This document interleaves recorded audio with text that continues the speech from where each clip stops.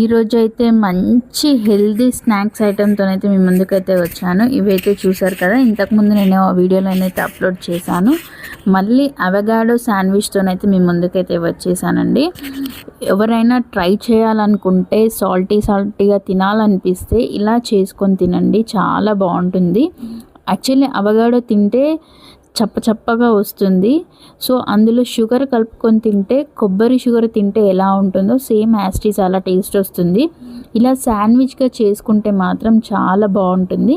ఇందులో సన్నగా తరిగిన ఉల్లిపాయలు, పచ్చిమిర్చిలు వేసి ఇందులో కొంచెం సాల్ట్ వేసుకొని ఇలా మంచిగా మిక్స్ చేసుకోవాలి.